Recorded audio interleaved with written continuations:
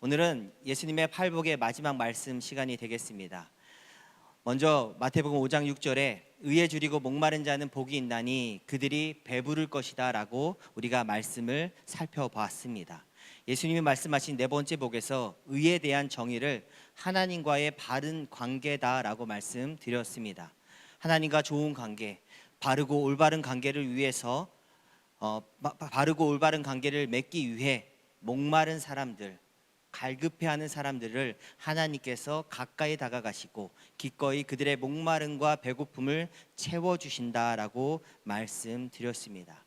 오늘 권사님이 기도했던 대로 우리가 이번 달 큐티 말씀을 통해서 남유다와 북이스라엘의 역대 왕들을 살펴보았습니다. 그런데 그 중에서 하나님과의 바른 관계를 위해서 간절하게 깨어있고 또한 타는 듯한 목마름을 보여주었던 왕이 누굽니까? 히스기야 왕입니다. 성경은 열왕기하 18장 3절에서 5절 말씀에 히스기야가 그의 조상 다윗의 모든 행위와 같이 여호와께서 보시기에 정직하게 행하였다라고 말씀합니다. 4절 같이 한번 읽어볼까요? 시작.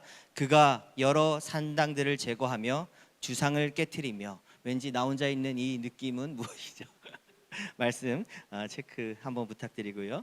그가 여러 산당들을 제거했고 주상을 깨트리며 아세라 목상을 찍으며 모세가 만들었던 놋뱀을 이스라엘 자손이 이때까지 향하여 분향함으로 그것을 부수고 깨트렸다라고 말씀합니다. 그리고 5절 말씀엔 히스기야가 이스라엘 하나님 여호와를 의지하였는데 그 전후 유다 여러 왕 중에 그러한 자가 없었다라고 성경은 말씀하고 있습니다.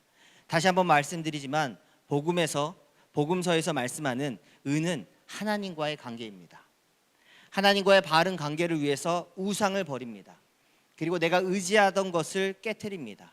또한 내가 감정적으로 의지하고 사랑했던 것들도 내려놓습니다. 이러한 사람이 하나님과의 관계에 목마른 성도들의 특징이라는 것입니다. 그래서 히스기야 왕은 볼매입니다. 볼매가 뭐죠? 보면 볼수록 매력 있는 사람, 볼매였습니다. 의에 줄이고 목마른 사람이었고 하나님으로 말미암아 참된 만족을 얻게 된 사람입니다. 그리고 한 나라의 왕이 하나님을 원하고 바라고 만족해하는 통치로 말미암아 백성들 역시도 의의 길로 지도함을 받고 하나님을 사모하고 원하는 백성들이 세워지게 됩니다. 특별히 히스기야 왕이 하나님을 향한 목마름이 절정이 달했던 것이 언제입니까? 하나님의 나라와 그의 의를 위하여 살아갔지만 죽을 것 같은 두려움과 맞서 싸운 내용이 나옵니다. 아수르 군대가 무려 20만 대군이나 이끌고 내려왔습니다. 근데 이때 히스기 왕이 아수르 왕에게 투항하지 아니하고 하나님만을 의지합니다. 오늘 말씀에 5장 10절 의를 위하여 박해를 받는 자는 복이 있나니 천국이 그들의 것임이라 말씀합니다. 최근에 우리가 말씀을 통해서 살펴보게 된 것처럼 히스기야 왕만큼 하나님과의 관계를 위해서 박해를 받았지만 하나님만을 의지하고 천국을 경험합니다.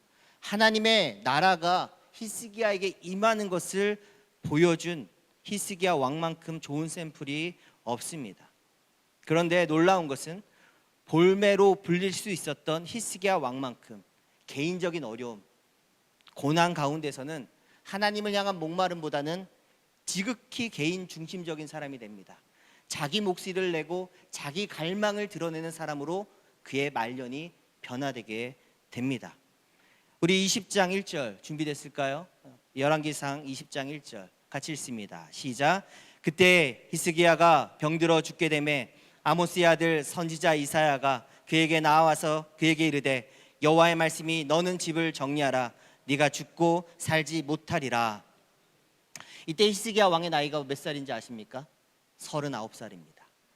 그는 25살에 남유다 왕이 되었고 14년 동안 앞서 말씀드린 대로 하나님이 기뻐하시고 원하시고 선한 일을 많이 한 왕입니다. 39살입니다. 젊은 나이입니다. 지금 현재 저의 나이와 비교하면 저보다 4살 어린 왕입니다. 근데 젊은 나이에 죽어야 하는 병에 걸립니다.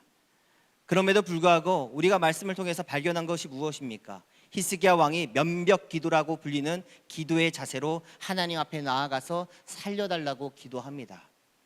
그리고 그 기도의 결과 무려 15년이나 더 살 수 있는 은총을 선물을 받게 됩니다.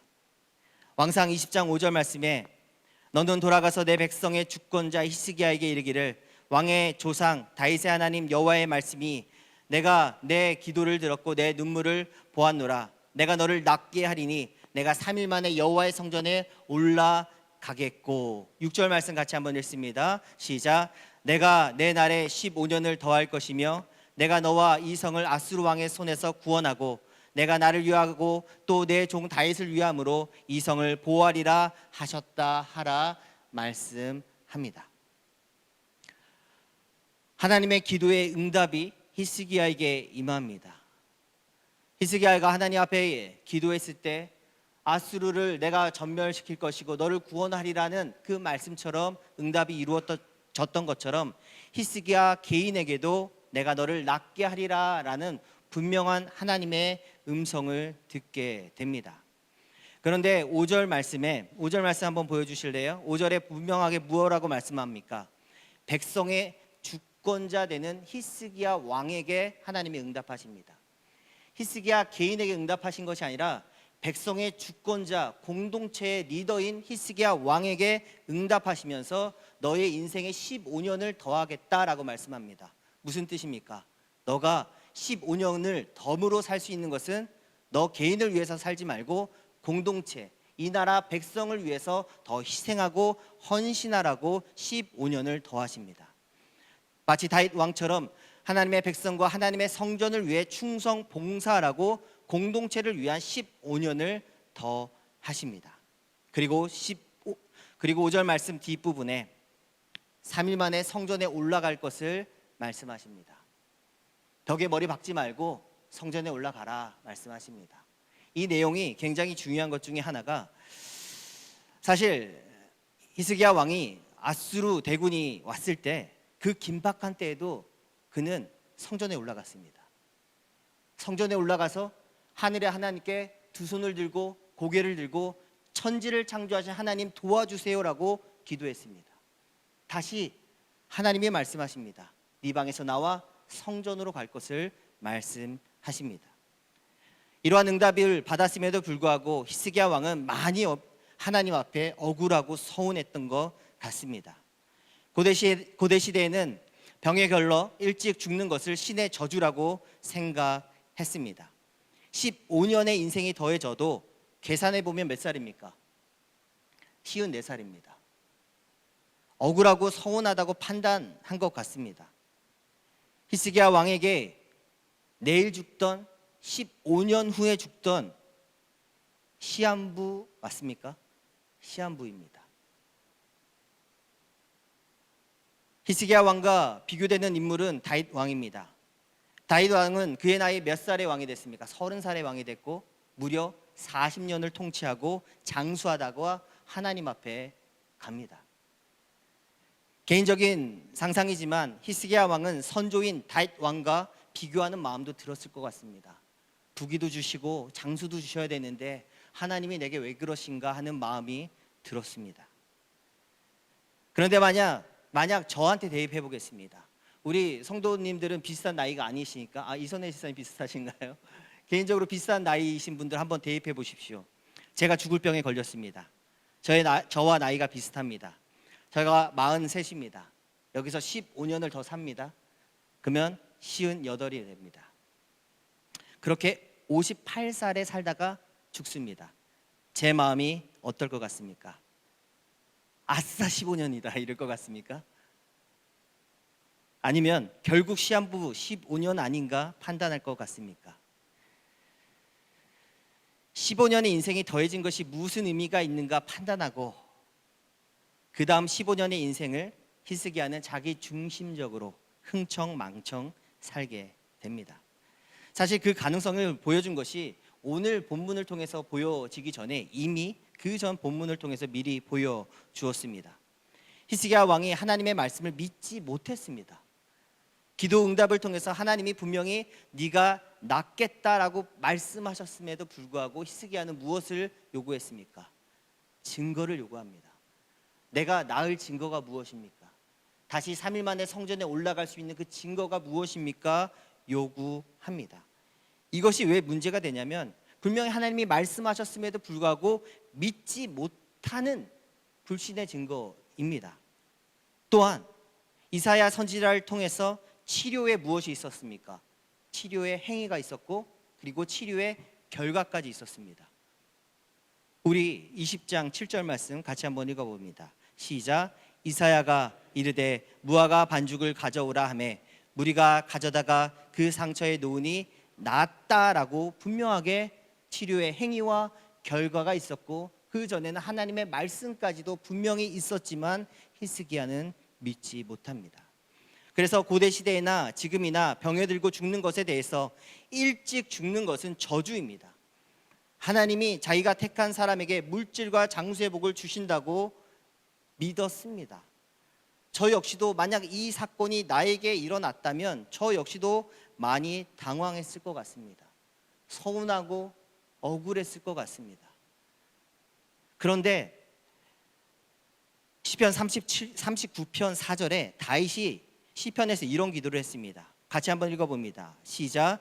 여호와여 나의 종말과 연한이 언제까지인지 알게 하사 내가 나의 연약함을 알게 하소서. 모세도 비슷한 기도를 했던 것을 성도 여러분들은 기억하실 것입니다.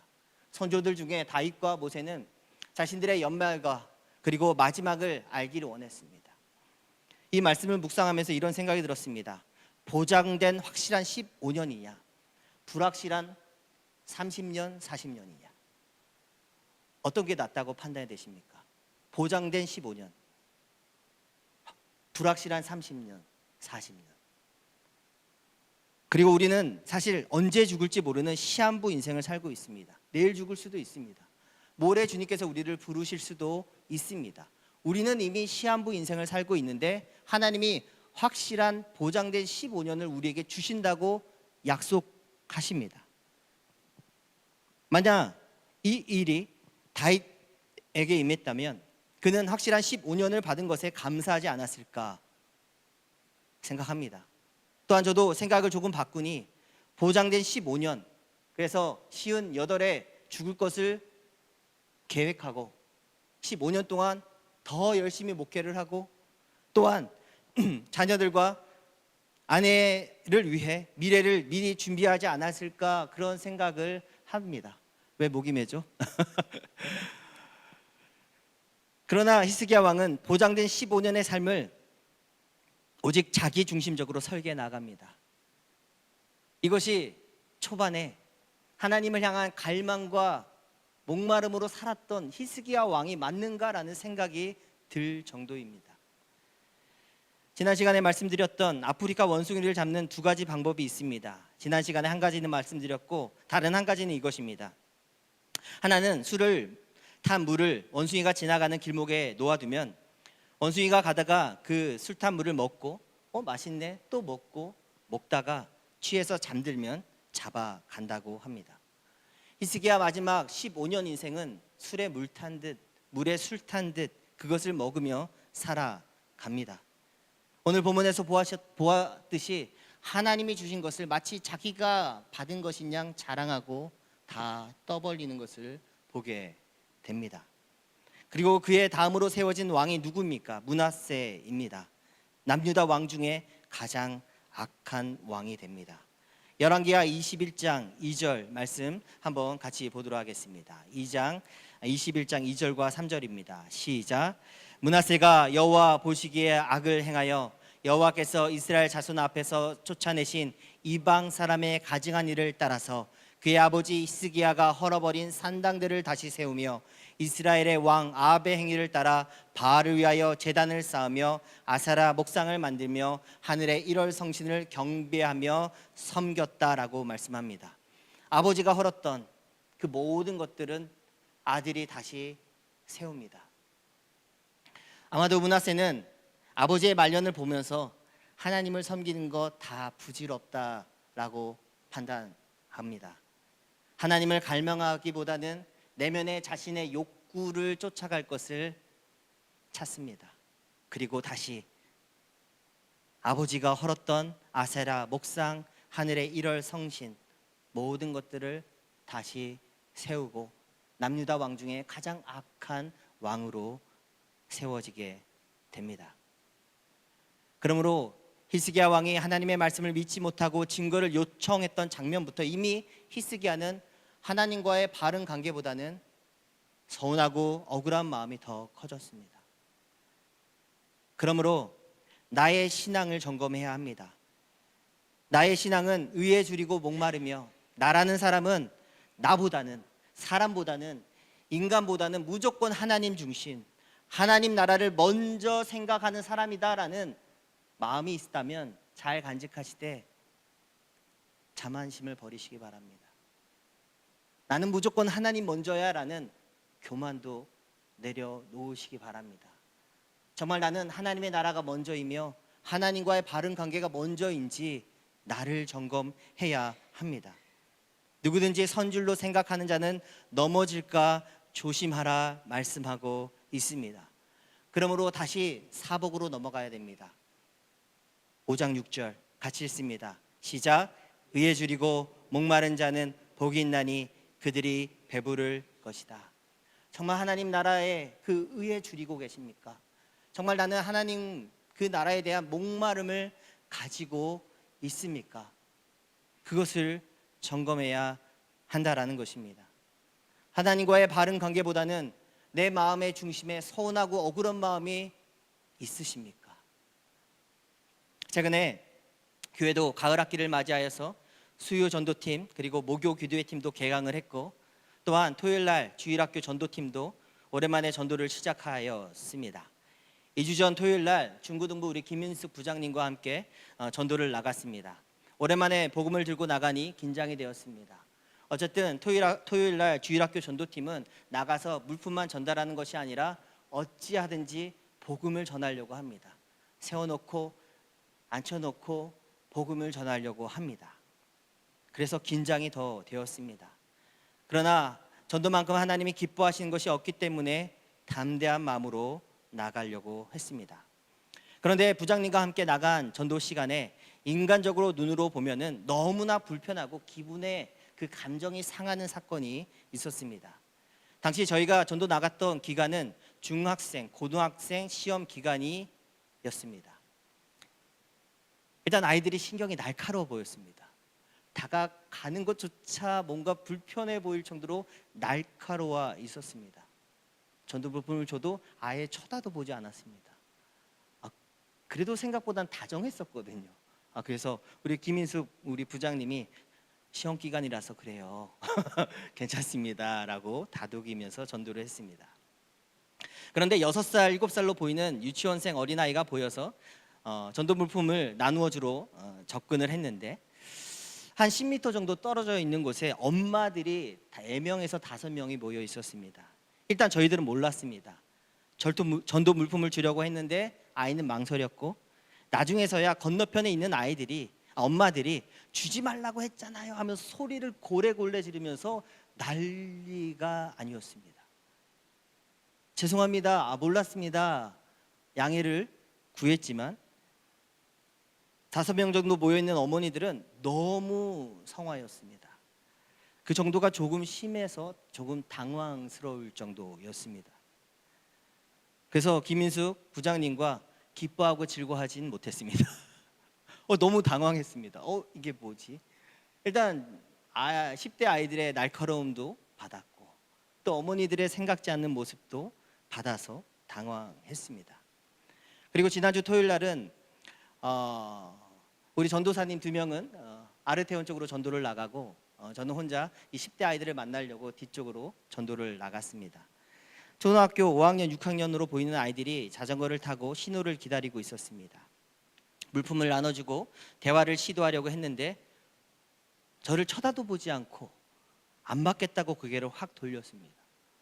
와, 정말 이제는 아이들이 훈련이 된 것 같다라는 느낌을 받았습니다. 안 그래도 더 홀로여서 더 홀대받는 느낌을 받았습니다. 교회는 우리 교회도 마찬가지입니다. 3년이라는 코로나 팬데믹 시즌을 보내면서 교회는 단지 정말 교회를 다닌다는 이유만으로 욕을 먹었습니다. 비난을 받았습니다. 나가서 전도를 해서 욕을 먹은 것이 아니고 혹은 어떤 데모를 해서 욕을 먹은 것이 아니라 단지 코로나 시기에 교회를 다닌다는 이유만으로 우리는 욕을 먹었습니다.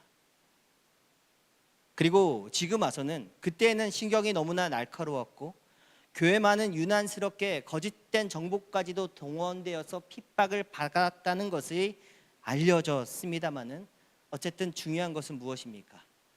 교회는 코로나 이전과 코로나 이후로 바뀌었습니다. 사실 저는 개인적으로 오늘 말씀을 대하면서 두렵고 떨리는 마음이 있습니다. 왜냐하면 욕을 먹고 감정이 어려워지고 상하는 것으로 인해서 사실 기뻐하고 감사하는 마음이 들지 않습니다. 이 말씀을 전하고 선포할 준비가 되어 있지 않습니다. 욕을 먹고 감정이 어려워지고 또한 생각지 못한 뉘앙스로 공격받는 것이 어렵습니다. 그때 감사하고 기뻐하며 어이쿠 하고 그런 마음이 여전히 사실은 들지 않습니다. 우리도 마찬가지입니다. 내 생각과 다른 일상의 스케줄이 생기거나 다른 사람의 참견이 생기거나 또한 우리가 일생일대의 중요한 스케줄이 있습니다. 그런데 중요한 진로가 있습니다. 근데 하나님이 뭔가 진로를 바꾸시고 트는 것 같을 때 억울하고 서운한 마음이 듭니다. 내 감정이 먼저 앞섭니다. 하나님, 그렇죠. 하나님이 뭔가 원대한 비전과 뜻이 있겠죠. 이 욕도 감사함으로 듣겠습니다. 이 욕도 달게 듣겠습니다. 이런 마음이 들지가 않습니다. 그러므로 다시 5장 6절 말씀으로 돌아가야 합니다. 의에 줄이고 목마른 자는 복이 있나니 그들이 배부르게 될 것이라는 그 말씀으로 돌아가야 합니다. 하나님, 주님을 원합니다. 하나님을 갈망합니다. 주님으로 배부르기 원합니다. 돌아가셔야 합니다. 어렵고 힘들고 감정이 상할 때 하나님, 나는 주님의 노예입니다. 나는 주님 한 분만으로 만족합니다. 하나님, 그렇습니다. 나는 막내입니다. 나는 할 말 하지 않습니다. 주님이면 충분합니다. 라고 우리가 훈련되고 하나님을 갈망하는 모습으로 살아가야 합니다. 우리 마음 가운데 억울하고 서운하며 또한 괴롭고 힘든 일이 있을 때 그때에도 성경은 말합니다. 나를 갈망하고 원해라. 어려움과 괴로움의 때에 오히려 기뻐하고 즐거워하며 감사하라. 성경은 선포하고 있습니다. 그러면 그 폭풍 한가운데 천국을 맞이하게 될 것이라고 말씀합니다. 그 폭풍 한가운데에서 하나님의 나라를 맞으며 경험하게 될 것이라고 말씀하고 있습니다. 오늘 말씀을 마지막으로 팔복의 8복을 나누었습니다. 그리고 다음 시간에는 이 팔복을 어떻게 하면 우리 삶 가운데 적용하고 또한 나아갈 수 있을까에 대해서 묵상하려고 생각하고 있습니다. 성도 여러분, 정말 나 자신을 돌아보시기 바랍니다. 하나님을 갈망하십니까? 하나님을 갈망하면서 예배 자리에 나오십니까? 하나님을 정말 갈망하면서 사랑과의 관계를 누리고 계십니까? 정말 하나님을 갈망하는 예배자가 예배를 인도하고 설교하고 찬양을 인도하면 정말 나도 저 사람처럼 하나님을 갈망하기 원합니다. 나도 저분처럼 찬양하기 원합니다. 나도 저분처럼 기도하기 원합니다. 이러한 분위기로 변하게 됩니다. 과연 나는 그러한 예배자인가? 과연 나는 그러한 설교자인가? 과연 나는 그러한 기도자인가? 저 자신을 돌아보게 됩니다. 성도 여러분도 마찬가지입니다. 정말 하나님을 갈망하면서 일상생활을 누리고 계십니까? 하나님을 갈망하면서 사랑과의 관계를 누리고 계십니까?